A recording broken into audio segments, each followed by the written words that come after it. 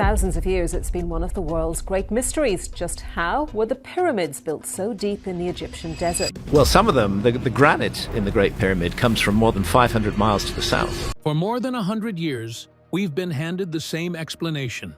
Copper chisels, wooden sledges, raw human effort. That story holds up fine until you actually measure what got built. Over 2.3 million stone blocks, several tons apiece, fitted so tightly you can't slide paper between them, aligned to true north within 3 arc minutes of error. The precision doesn't match the tools. The timeline doesn't match the math. Something has never added up here, and mainstream archaeology has never fully closed the gap. In 2024, according to accounts circulating online, Grok, the AI system built by Elon Musk's xAI, was reportedly handed every survey, every anomaly, every disputed record connected to the Great Pyramid with a single directive: follow the evidence wherever it leads. No assumptions, nothing off limits. What it supposedly found should never have gone public. The monument that shouldn't exist. The Great Pyramid holds 2.3 million blocks, ranging from 2 to 15 tons each. It stands 481 feet tall, and for nearly 4,000 years nothing built by human hands stood taller, until an English cathedral spire finally passed it in 1311 AD.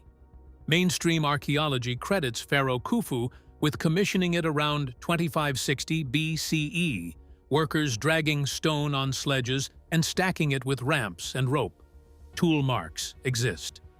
Worker villages have been excavated nearby, complete with bakeries, breweries, and evidence of organized food distribution, suggesting a paid, fed, and housed labor force rather than slaves. On paper, the story reads fine, until you measure what was actually accomplished. Precision exceeding what modern crews reliably hit with laser levels and computer-guided equipment. A document sitting in plain view since 1858 complicates the timeline further.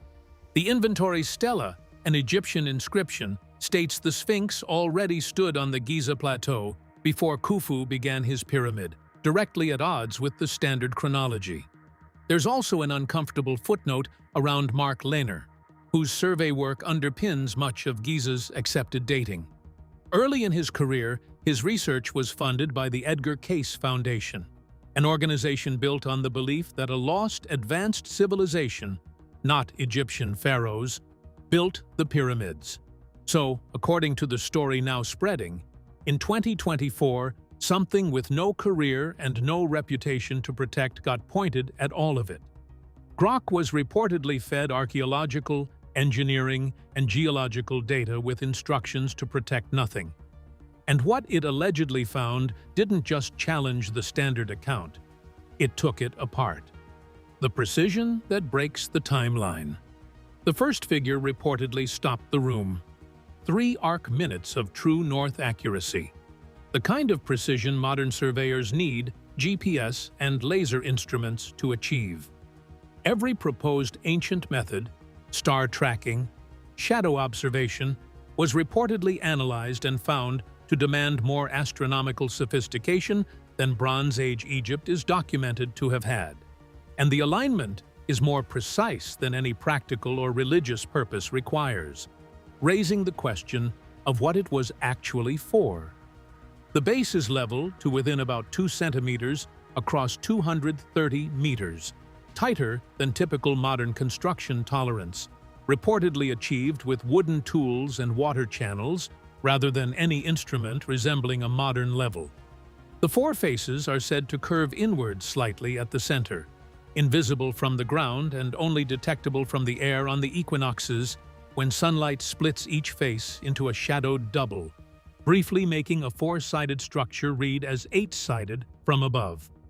The site's location near the center of Earth's landmass is cited as another improbability, though where exactly that center falls depends heavily on which coastlines and landmasses you choose to measure.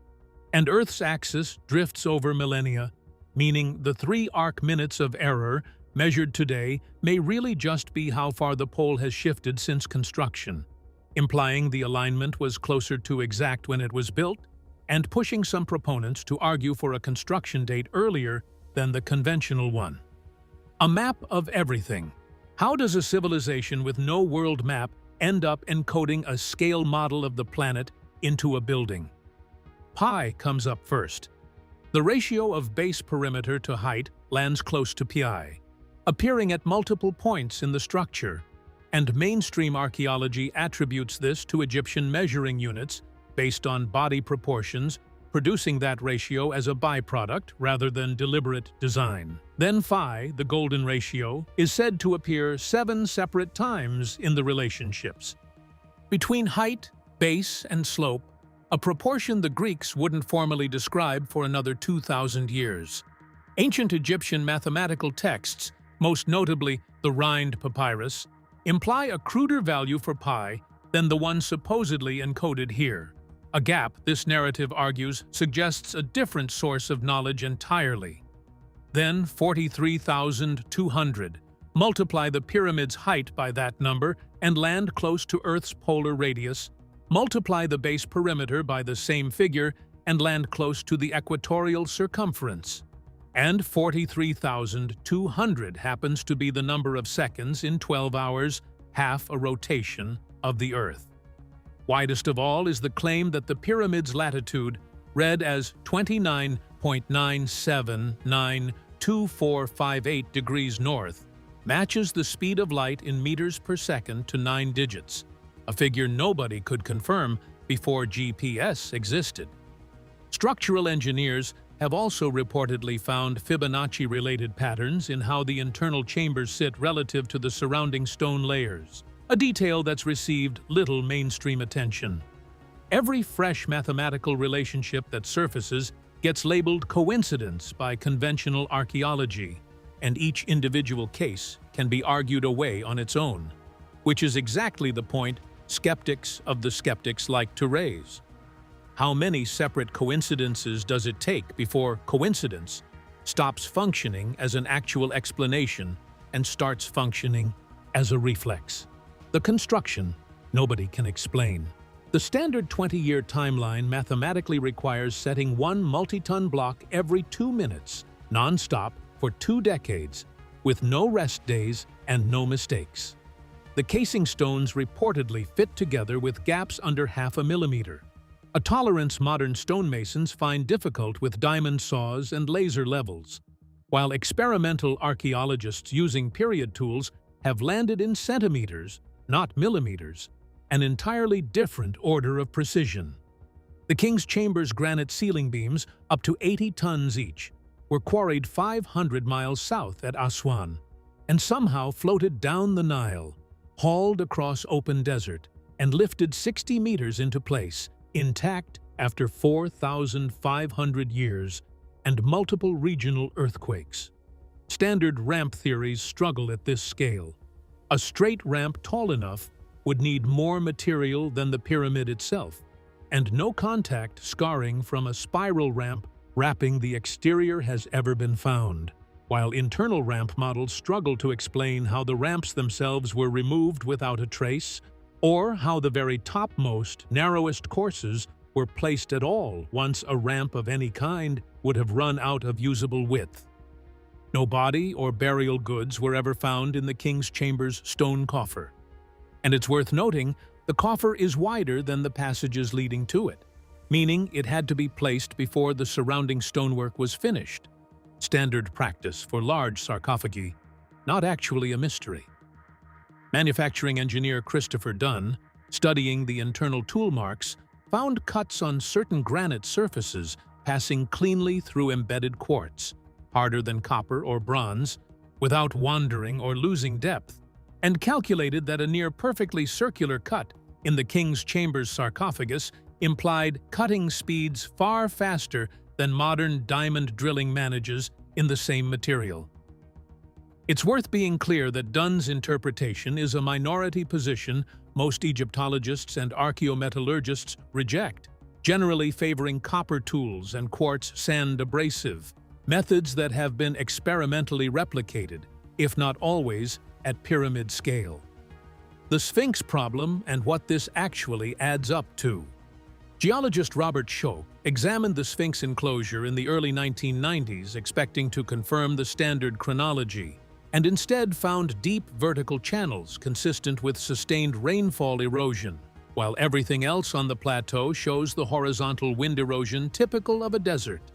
That degree of water erosion would require a climate Egypt hasn't had since roughly 7,000 to 9,000 BCE, a stretch when the region was savanna rather than desert, with lakes and rivers capable of supporting a settled population. Schoch presented this to the Geological Society of America in 1992, and geologists in the room reportedly engaged with his methodology seriously, even as Egyptologists pushed back hard.